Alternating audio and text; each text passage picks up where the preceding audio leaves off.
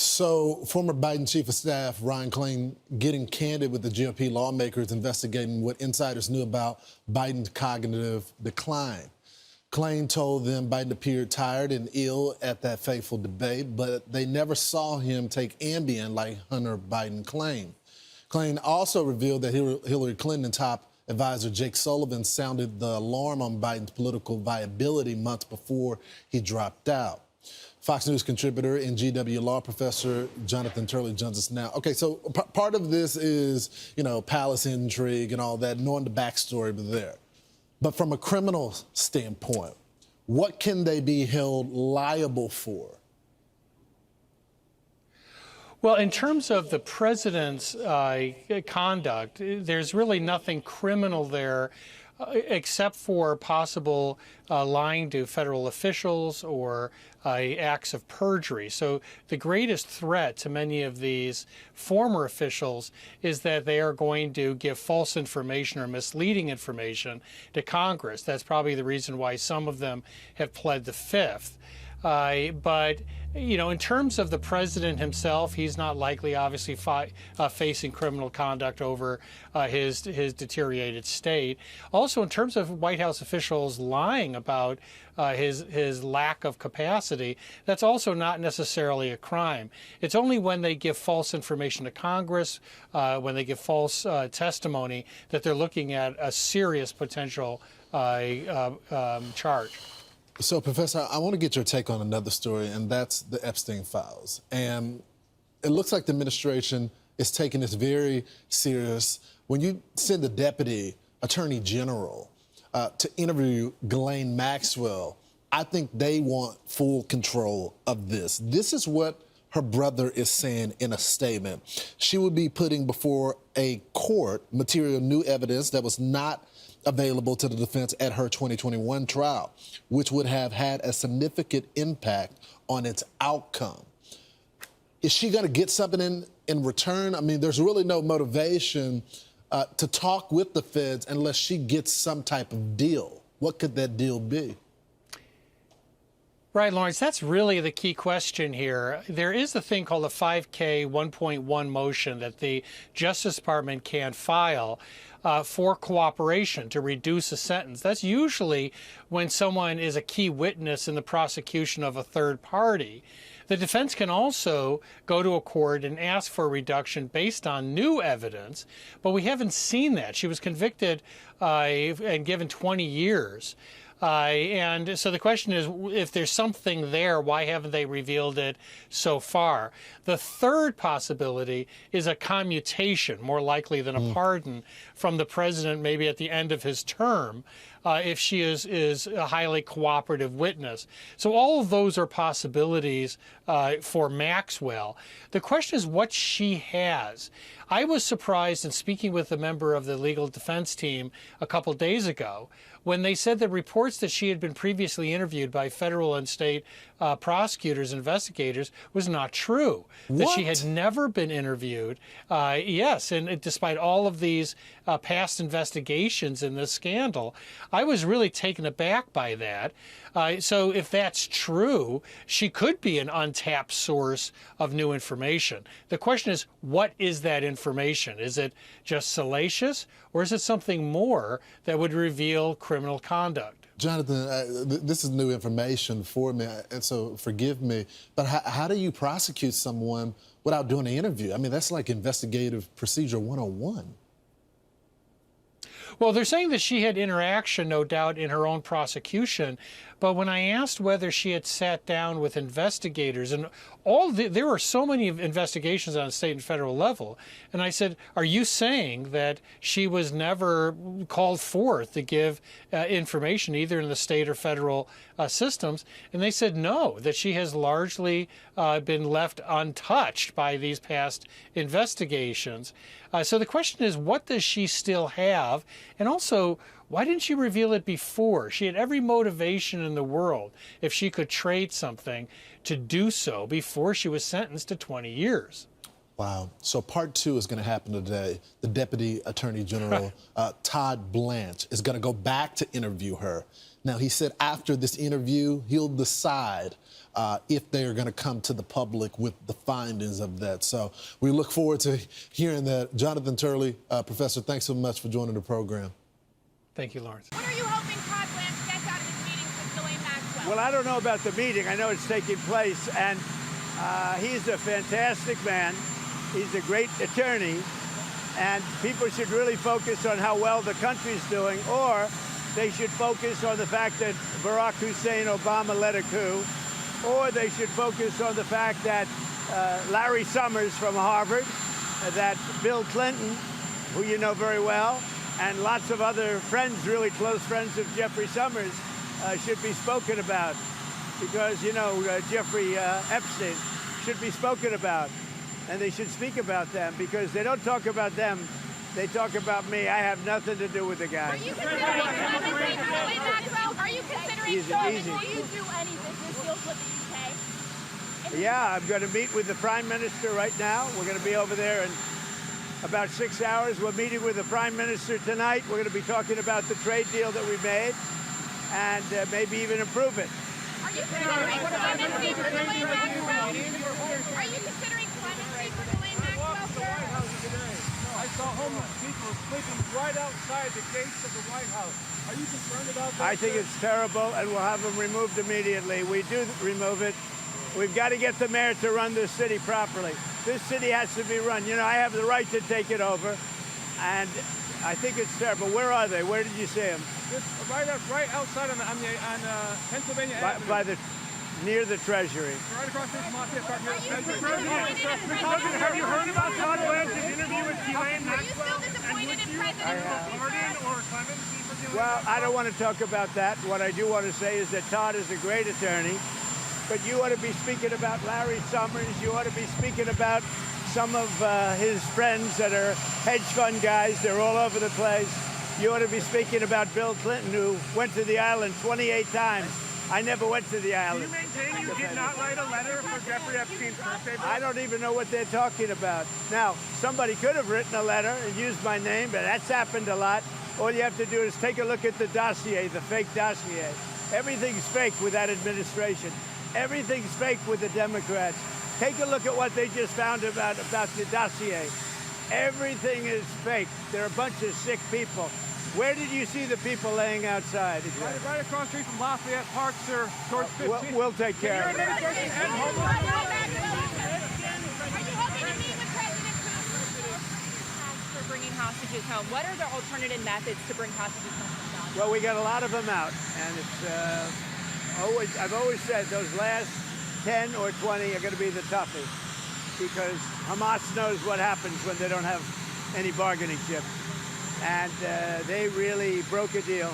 They broke a deal, and you're going to have to do what you have to do right now. It's a terrible thing. What about on And I always knew that. I said, when you get down to the last one, they're not going to be able to make a deal. Would you consider a pardon or a commutation for Ghislaine Maxwell if It's something I haven't thought about. It's really something. It's something I'm allowed to do it, but it's something I have not thought about. But you wouldn't rule it out, sir? Why has the dollar fallen so much, and are you concerned about that? Well, you know, I'm a person that likes a strong dollar, but a weak dollar makes you a hell of a lot more money. Hate to tell you, I don't know if you study it, but I study it. And if you look at the yen, I went to Japan and worked, so I know this. you understand. Absolutely. Oh, you did go to Japan. I went to work. Yes, Well, sir. that means you're a smarter guy than I even thought, and I know you're smart. So when we have a strong dollar, one thing happens. It sounds good. But you don't do any tourism. You can't sell tractors. You can't sell trucks. You can't sell anything. It is good for inflation. That's about it. And we have no inflation. We've wiped out inflation. But it's an interesting question. So I will never say I like a low currency, but you remember the battles I had with the yuan, with China and with Japan, Japan being the yen. They always wanted a weak currency. They're trying to get a weak currency now. Now, it doesn't sound good, but you make a hell of a lot more money with a weaker dollar. Not a weak dollar, but a weaker dollar than you do with a strong dollar. And the first people that are going to notice it are the manufacturers of trucks and various other things. Like, look at Caterpillar, how well they're doing now. When you have a strong dollar, you can't sell anything. It's only good for inflation, and it's good psychologically. It makes you feel good. But with that being said, I love strong dollars, but you make your money with a currency. And I had so many different fights with President Xi, between Japan and China. All they want to do is have a weak currency. They're always fighting for a weak currency. And that's how they really dominated over the years. So when I see it down there, I don't lose sleep over it, let's put it that way. In fact, sometimes I go to sleep very happy. You understand? Do you agree with me? I agree with a lot of what you said, Mr. President. Do you think it makes any easier to impose your tariff with that lower dollar? Because I think it makes it easier even for tariffs, yeah. And it makes the tariffs worth much more. And it's easier to pay off debt. And it's easier to get a low interest rate, too. There are a lot of good things. It's hard to explain to people. The headline, Trump wants a weak dollar. It's not a weak dollar.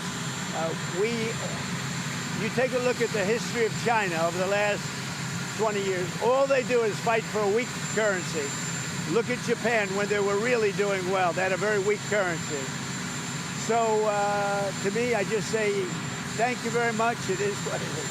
President, what's your comment on have you given up on a Gaza ceasefire? Well, the Gaza situation, and I said this was going to happen when you get down to your last 10 or 20. We got a lot of hostages out.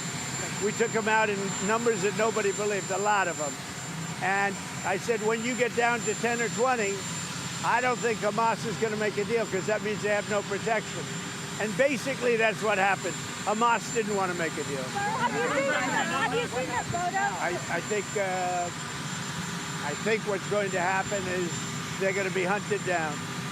Have you seen secondary sanctions sooner on Russia? Are you closer today to secondary sanctions? We're looking at that whole situation. It could be that we'll have to put secondary sanctions on there. Sooner than 50 days? Maybe, yeah. Do you think it's counterproductive? Who are you with? Who are you with? Scripps News. Oh, good. Counterproductive to France, for France to say that they would recognize the Palestinian state? Macron said that yesterday. Look, he's a different kind of a guy. He's okay. He's a team player, pretty much. But here's the good news. What he says doesn't matter. You know, it's not going to change it. Well, he made a statement, France, Macron. His statement doesn't carry any weight. He's a very good guy. I like him, but that statement doesn't carry weight. How important is a trade deal with the EU?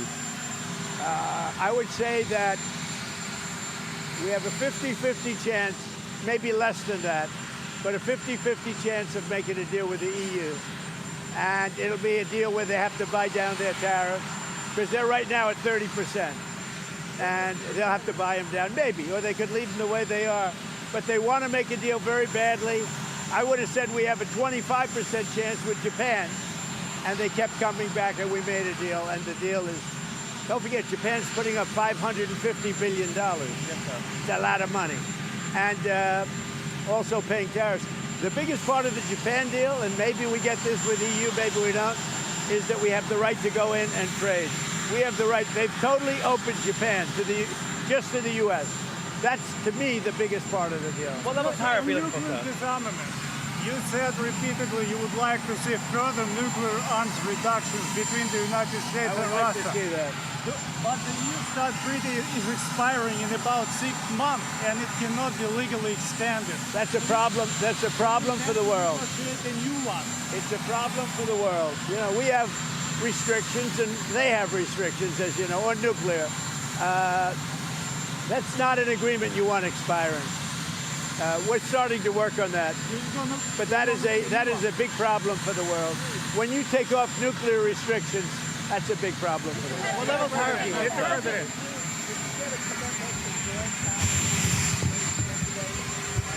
I think that Jerome Powell, I think we had a very good meeting. Forgetting about the building, that's out of control and all that. But I think we had a very good meeting on interest rates. And he said to me, now I don't know if he's going to say this on Thursday or whenever he speaks, but he said to me very strongly, the country is doing well. He said, congratulations, the country is doing really well. And I got that to mean that I think he's going to start recommending lower rates. Because of that conversation? How do you think that the Supreme The Court... country really is doing well. Mr. President, how do you think that... Record business. Did you speak to Wait one second. Netanyahu? Thank you, Mr. President. How do you think that the Supreme Court's ruling that benefited you on presidential immunity would apply to former President Barack Obama and what you're accusing him of doing? It probably helps him a lot. Probably helps him a lot, the immunity ruling. But it doesn't help the people around him at all. But it probably helps him a lot. He's done criminal acts, there's no question about it. But he has immunity, and it probably helps him a lot. A trade agreement you're looking to sign too. He owes me big. Obama owes me big. What are the details in the UK trade agreement you're hoping to find soon with the Prime Minister? This week we want to talk about certain aspects which is going to be good for both countries. More fine-tuning, and also we're going to do a little celebrating together because, you know, we got along very well. UK's been trying to make a deal with us for like 12 years and haven't been able to do it. We got it done. He's doing a very good job, good Prime Minister, good guy. We really get along very well. So we're going to meet at Turnberry and we're going to meet at Aberdeen.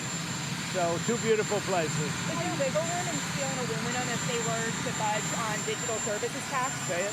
Is there any wiggle room on steel and aluminum in exchange for any budge on digital services? Not a lot, because if I do it for one, I have to do it for all. So on that, steel and aluminum, not a lot. Mr. President, did you speak to Netanyahu about aid drops? Sorry, Michelle, go ahead. Mr. President, did you speak to Netanyahu about allowing aid drops in Gaza from Arab countries? Yeah, I speak to him, but I can't tell you what I spoke to him about. But it was sort of disappointing, although I told you. I told you, when you get down to those last 20 hostages, you get down to that last 10 or 20, it's going to be very hard for Hamas to make a deal because they lose their shield, they lose their cover. We got a lot of them out, a lot of them. We took a lot of bodies out, too. You know, so many of the parents said, please get my son's body back. And we're able to do that. We got a lot of people out, live and people that are not alive. But it was very important to the parents to get their son back, even though they knew their son was dead. Are you going to be able to get the Open Championship back to Turnberry? I think they will do that, yeah. They want Turnberry is rated the #1 course in the world. I think they'll do that, yeah. And are you going to talk to anybody No, about I'm not going to. that? It's not about that. I'm going to see it for the first time in years. You were there the last time we went. That's pretty good, right? No, it's the best resort in the world, I think, at Turnberry, and it's one of the greatest courses in the world. We're going to see it. We're going to have, I believe, dinner at Turnberry with the Prime Minister. Then we're going to go to the oil capital of Europe, which is Aberdeen, and we're going to have lunches there. We're going to have a good time. I think the Prime Minister and I get along very well. And you're going to see the Scottish leader, too, right? Swinney, John Swinney? I am. What's that about? Well, we have a lot of things in Scotland. I have a lot of love. My brother was born in Scotland, and he's a good man. The Scottish leader's a good man, so I look forward to meeting him. That's all set up, right? Tariff Day is exactly 1 week from today, August the 1st. What do you expect between now and next Friday as it relates to your deadline? When you say tariff, not Paris. Tariff. Tariff. I think you said Paris Day. No, Tariff Day. Well, most of the deals are finished right now. They're finished because we're just going to charge a certain tariff. A lower tariff that I could get. I don't want to hurt country. But we're going to send a letter out sometime during the week.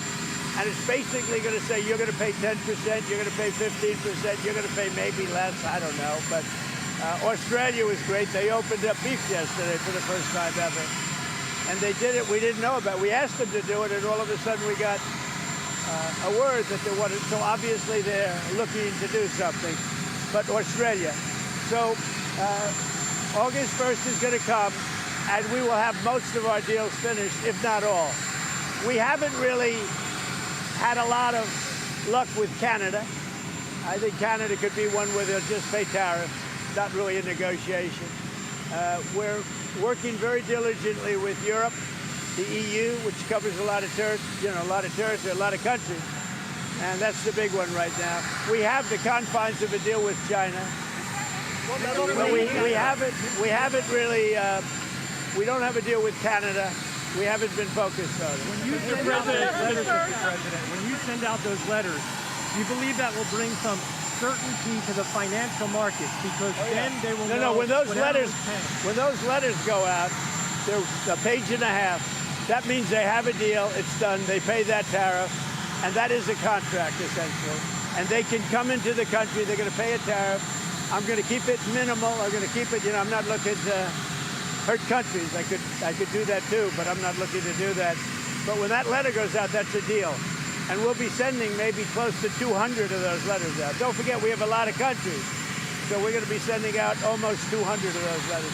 But once those letters go out, there we have a deal. Now, we sent one to Japan, we sent one to EU, and they came back and negotiated a deal. I think EU has got a pretty good chance of making a deal. With all of that revenue coming in, Mr. President, a lot of money. A lot of money. Our country was a dead country. It was a dead country 1 year ago. Now we have the hottest country anywhere in the world. And don't you feel it? Mr. President, with all of that revenue coming in, tens and tens of billions of dollars, do you think there is the possibility of a rebate to the American public in terms of all of that money? We're thinking about that, actually. We have so much money coming in, we're thinking about a little rebate, but the big thing we want to do is pay down debt. But we're thinking about a rebate. That's a very good question. You just made a lot of news. We're thinking about a rebate because we have so much money coming in from tariffs that a little rebate for people of a certain income level might be very nice. To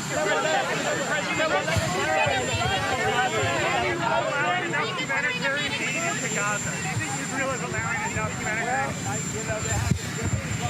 Come on, they're being blocked by a lot of people. People don't know this, and we didn't certainly get any acknowledgement or thank you, but we contributed $60 million to food and supplies and everything else. We hope the money gets there because, that money gets taken, the food gets taken.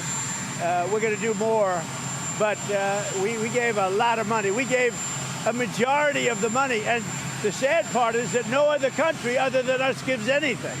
Have you spoken to Michael Walkley about running for that North Carolina? I have, yeah. And will he run, do you think? I think he will. So teacher shortages, so what can be done to get... Are you from North Carolina? My father lives there.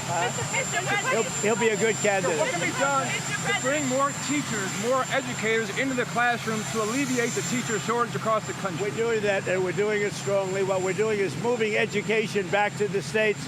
The states will run education. When they do it, you're going to have the best education in the world.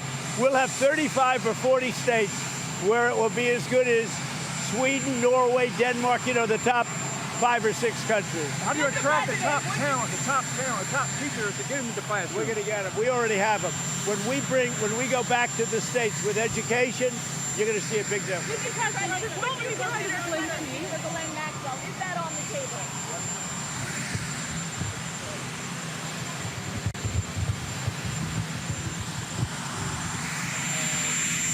Interview going on. Todd Blanche is a great gentleman. He's a great man who's a great lawyer. He's got a great heart.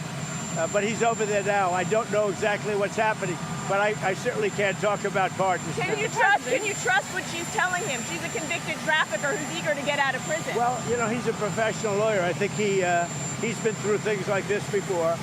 But you should focus on Clinton. You should focus on the president of Harvard, the former president of Harvard. You should focus on some of the hedge fund guys. I'll give you a list. These guys lived with Jeffrey Epstein. I sure as hell didn't. Thank you very much. Mr. President, should that be part of the plan? That meeting Sandra just mentioned just wrapped up moments ago. Maxwell was escorted back to the prison from the courthouse in Tallahassee. Her attorney said they had a, quote, productive meeting with Blanche, but details of their talks still remain under wraps right now. All right, Fox Team coverage is at the ready. Chief legal correspondent Shannon Bream is live here in New York City, standing by with analysis. But first, let's get to our justice correspondent, David Spunt. He's got the latest from Washington for us. So, David, what else did Maxwell's attorney say? Well, he said a lot. We wish we could be in and hear what was said in the actual meeting. This meeting was a lot shorter than it was yesterday, but this was a two-day event. The highlight, though, it appears that her team wants a pardon. Watch. We're going to take one day at a time. I know that's very cliche, but it's true because things are happening so quickly. We haven't spoken to the president or anybody about a pardon just yet. And you know, listen, the president this morning said he had the power to do so. We hope he exercises that power in the right and just way. But the president leaving the White House today was asked directly about a pardon or commutation of Maxwell's sentence. Would you consider a pardon or a commutation for Ghislaine Maxwell if It's something I haven't thought about. It's really something recommended. It's something I'm allowed to do it, but it's something I have not thought about. Sandra, this all happened at the federal courthouse in Tallahassee, not far from where Maxwell's serving a 20-year prison sentence behind bars for trafficking. The DOJ not commenting on the meeting today. Legal experts question whether Maxwell told and will tell her version of the truth going forward, the actual truth. Now, the recent photos we have snapped by Fox News Digital show her on a run at that Tallahassee prison. We're still awaiting decisions from two federal judges in New York who will decide if they'll release grand jury transcripts from investigations involving both Maxwell and Jeffrey Epstein. A Florida judge from another of Epstein's criminal cases says her hands are tied, as anything to do with the grand jury in the American court system is typically kept close and secretive. But he said, when I say he, I'm talking about Maxwell's attorney, he said we haven't reached out to anybody or the president just yet on a pardon. Back to you. Got it. David Spunt on that live out of Washington for us. Thank you. All right, Sandra? Bill. For more on this, let's bring in Shannon Bream now, chief legal correspondent and anchor for Fox News Sunday. Does anything about this surprise you? No, because, the president can get creative. Different administrations do this, and they have ways. There are, protocols that allow them to take different paths to the same end result they want to get to. I have to say this, though. The attorney who was named by those federal judges to replace Alina Habba and then fired by the DOJ has indicated she plans to show up for work. I don't know if that's still the case, but if you thought that President Trump, Fed Chair Powell meeting was awkward yesterday, I think if that attorney, Desiree Grace, shows up and Alina Habba shows up at the office at the same time, thinking they're doing the same job. What could go wrong? Very uncomfortable. My goodness. I want to get to the latest news on Ghislaine Maxwell and this very productive meeting with the deputy AG, according to their attorney. This is some of President Trump leaving the White House when asked about Maxwell from earlier today. Listen. Would you consider a pardon or a commutation for Ghislaine Maxwell if she It's something I haven't thought about. It's really something recommended. It's something I'm allowed to do it, but it's something I have not thought about.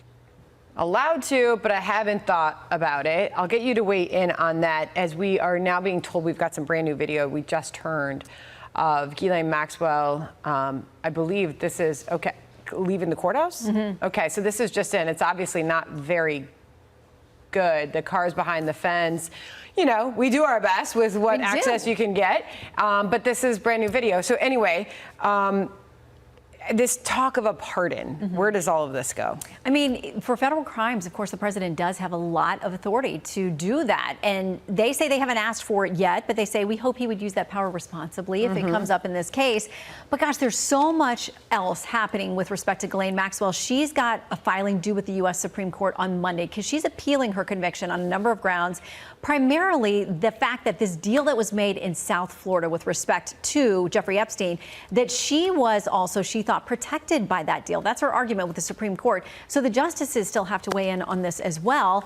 But again, her attorney and both the DOJ seem to think it's been a fruitful conversation the last couple of days. Stunning to hear from her attorney that she says she's never been able to tell her story, that she was never questioned by a federal prosecutor. And to those of us who've been covering this for years, we just assumed that she had been. So what do you see happening next with all of this? This was the second day of meetings, productive meetings as they're being described.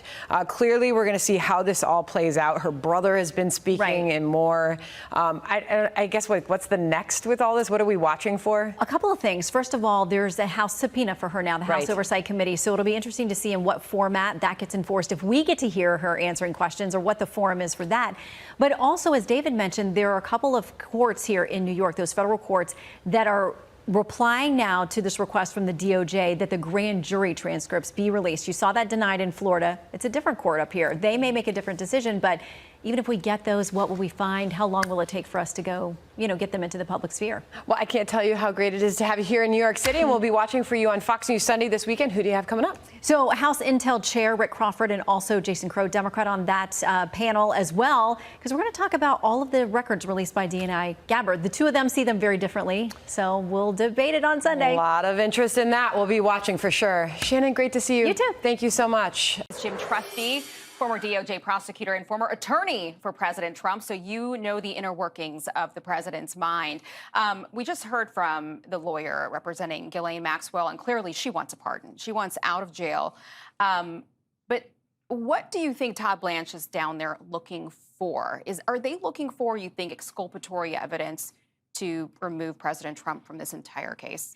I don't get the impression that that's the main marching order. I mean, I think he's probably genuinely trying to see, is there something that's salvageable? Is there something that could actually still be prosecuted? Is there something that is not already kind of known that she's going to provide that can be corroborated? And look, the bottom line is her attorneys are kind of shooting for the stars and settling for the moon, throwing out pardons and commutations.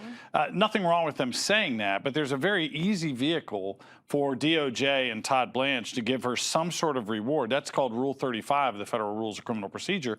It's basically a cooperation safety valve. So if they want to, they can go back to court, bring her back into court, and have this this reconsideration, essentially, hearing based on her cooperation, and they could knock it down a year, 5 years, 15 years. So they don't have to go all the way to pardon or commutation to reward her for some sort of information that they're looking for. But like David said, I think this is a really important point here. She's not credible. She's a convicted felon. How do you trust anything? How can Todd Blanche or the president trust anything that she says? And let's say she comes up with a list of names that she hands over. How do you trust it? Yeah, well, Todd's not naive. I know that much. And I can tell you, I sat down with, gang members from MS-13, with mafia members when I was a prosecutor. So you trust but verify. I mean, it's kind of like snake wrestling. You're like, okay, this might work out. So you look for corroboration. You can't just sit there and say, oh, she just gave me a name out of the blue that I'd never heard. You look and you ask, you press, how is it I'm going to be able to prove you're telling me the truth? There's times where you have to walk away because not necessarily knowing they're lying, but just knowing you don't have corroboration. There's other times where you say, hey, this fits. This actually works together where it seems to be the truth, and you can do something with it. I think it'll be interesting to see what Todd Blanche comes back with, because people are having a hard time understanding if the administration wanted to move on from this. The last thing you would do is send your former personal attorney, which you have been, your assistant AG, your deputy AG, down there to sit face-to-face with this convict. Well, here's the kind of broad concern, contextual concern I have about all this. We're not really used to, as a society, looking into prosecutorial files in cases that never went to trial. That's not the way it's supposed to work, because you embarrass people that never get a chance to vindicate themselves. You give up witnesses, victims. And so this is a weird world where maybe special counsel is the way out. Let them file a report. So. Yeah. All right, Jim, thanks for joining us. Sure thing. What?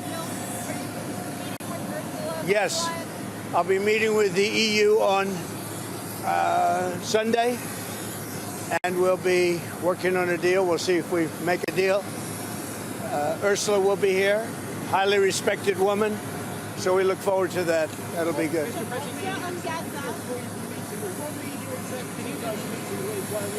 We'll have numerous executives that we're meeting with. We're going to be meeting with a lot of people.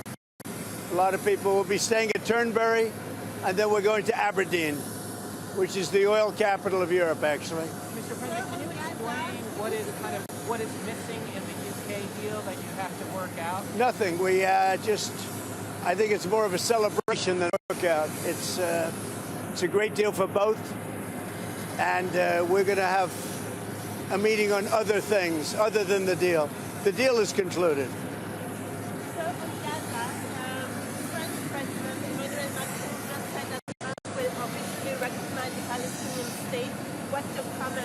Well, that's what he does. I mean, that's fine if he does that. That's up to him. It's not up to me.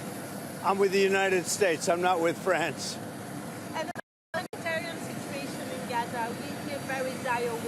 I think it's terrible what happened with Hamas. They tapped everybody along, and we'll see what happens. We'll see what response Israel has to that. But it's getting to be that time.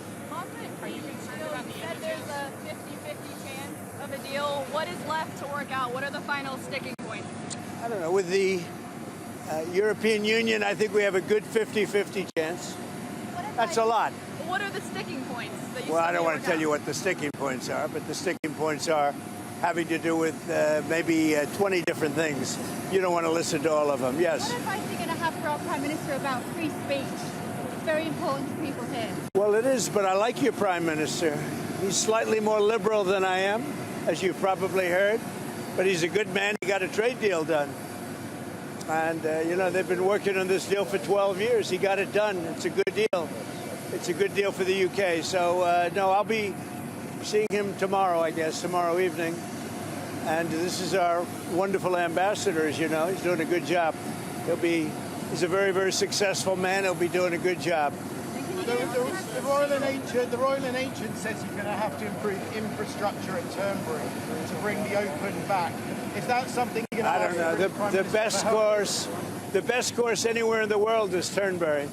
The players all want to be at Turnberry. Everybody wants to be at Turnberry, so we'll see how that works out. The infrastructure needs to be improved. I think the infrastructure in the course is good. In fact, the Royal and Ancient, I don't know if you're aware of this, they spent a lot of money, hundreds of thousands of dollars, or probably into the millions of dollars, and they've laid all the wire for television and for electricity under the holes of Turnberry, so that when the Open gets there, they have it all done. They paid for that. But we're talking about roads and railway stations. Well, I don't know. See, I don't know what you can do. All I can tell you is that it would be the best place anywhere in your country to have. There's no place like it. There's no place like Turnberry. It's the best, probably the best course in the world. And I would say Aberdeen is right up there also. Aberdeen's great. And while we're here, I'll be with my son, and he's going to cut a ribbon for the second course at Aberdeen, which is just about equal to the first. I mean, it's going to be a battle. You know, it's, as you know, they're very highly rated. And the second course is great. Sean Connery helped get me the permits. If it weren't for Sean Connery, we wouldn't have those great courses.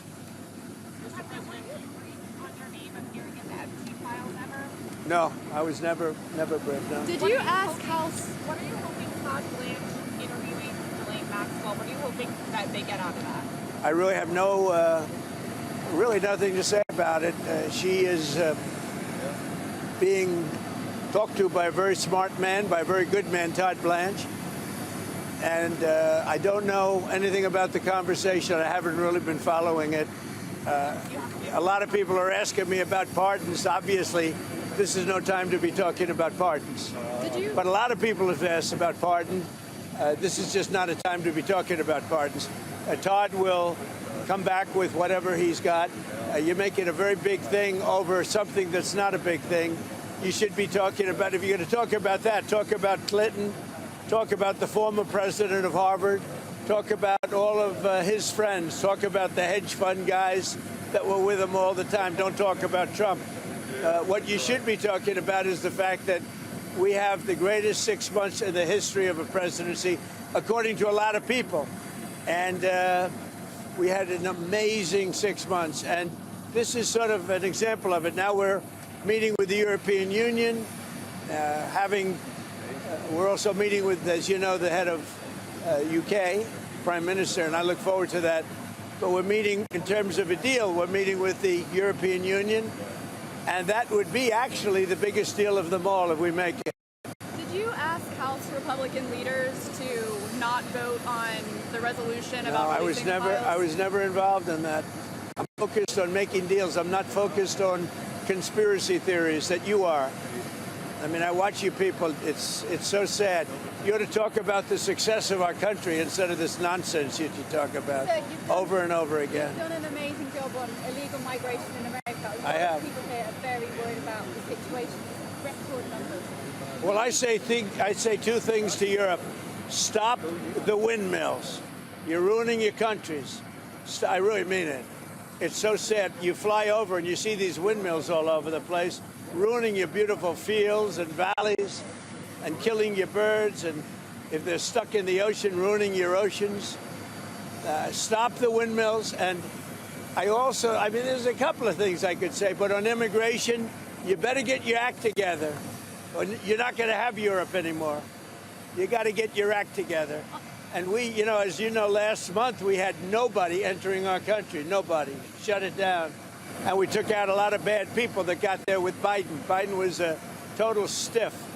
And what he allowed to happen, but you're allowing it to happen to your countries. And you got to stop this horrible invasion that's happening to Europe, many countries in Europe. Some people, some leaders have not let it happen. And they're not getting the proper credit they should. I could name them to you right now, but I'm not going to embarrass the other ones. But stop. This immigration is killing Europe. And the other thing, stop the windmills, killing the beauty of your countries. Thank you very much, everybody. President Trump is in Scotland tonight. He's beginning a 4-day trip, which will include a meeting with the British Prime Minister and the opening of a new golf course, a Trump golf course, of course. Meantime, the president is claiming former President Obama, quote, owes him big in the Russiagate scandal. And he's once again encouraging reporters to move on from the Jeffrey Epstein story. Senior White House correspondent Jackie Heinrich is traveling with the president, reports tonight from Edinburgh. Good evening, Jackie. Good evening, Brett. The White House calls this a working visit, but in many ways it's also a feel-good trip. The president celebrating the opening of his new golf course and the first trade deal he finalized, but issues back home persist. Obviously, this is no time to be talking about pardons. President Trump says he has not considered a pardon for Jeffrey Epstein associate Ghislaine Maxwell, who sat today for a second meeting with Deputy Attorney General Todd Blanche. She answered questions about everybody. And she didn't hold anything back. The DOJ is seeking additional information on crimes against Epstein's victims while holding firm on its decision not to release additional documents. The president, frustrated with continued focus on Epstein. We're going to talk about that, talk about Clinton, talk about the former president of Harvard, talk about all of his friends, talk about the hedge fund guys that were with him all the time. Don't talk about Trump. Also denying reports he was told in a briefing this spring that his name is in the Epstein documents. No, I was never briefed, no. Trump's focus has been on former President Obama. He owes me big. Obama owes me big. Trump acknowledging his own Supreme Court win that grants broad immunity to presidents for official acts would also shield Obama from new allegations leveled by DNI Tulsi Gabbard that Obama officials manipulated intelligence about 2016 Russian election interference to harm Trump. The immunity ruling. But it doesn't help the people around him at all. But it probably helps him a lot. He's done criminal acts. There's no question about it. Despite calls from some Republicans for a special counsel in that probe, the White House agreeing with DOJ that it's unnecessary. There's no conflict of interest in the Trump Justice Department investigating Russiagate. If they want to waste time and go through that again, they can do that. They don't need a special counsel for it. Trump will remain in Scotland for a week, but the agreement he really wants is back in D.C. After a tense meeting with Federal Reserve Chair Jerome Powell Thursday. It's a building that's being built. No, it was built 5 years ago. Trump is willing lower interest rates to fruition. He said, congratulations, the country is doing really well. And I got that to mean that I think he's going to start recommending lower rates. White House Deputy Chief of Staff James Blair backed up the president's assessment, telling Fox the administration is optimistic the Fed chair will, quote, do the right thing starting next week. Separately, the president set expectations for an EU trade deal at 50-50 or maybe less, despite a meeting on the agenda, Brett. Jackie Heinrich traveling with the president in Scotland. Jackie, thanks. Hey, Sean Hannity here. Hey, click here to subscribe to Fox News YouTube page and catch our hottest interviews and most compelling analysis. You will not get it anywhere else.